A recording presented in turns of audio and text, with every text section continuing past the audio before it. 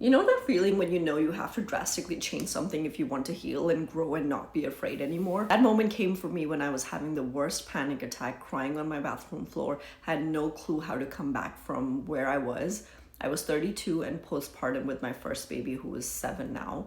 That day, I decided to wake the F up and take a really close look at who I am.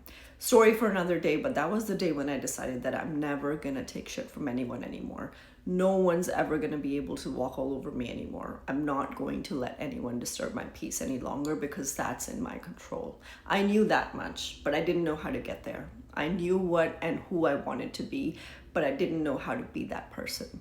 At that time, I was head of design at a mental health startup in London, and I was learning so much about mental well being. So I decided to try out cognitive behavioral therapy, which I can easily say completely changed my life.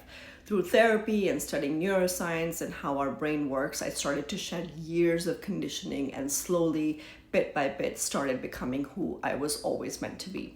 But those beautiful parts of me were buried under the burden of being what everyone else around me expected me to be. I know now that I'm capable of being a highly decisive and confident person, two qualities that I have always admired in others, but they were buried deep inside of me. And I had to work through being a chronic people pleaser who was taught to always stay humble and not boast too much and always be a good person to become who I am today. 6 years later. I'm so grateful for this journey and happy to say that it's a work in progress.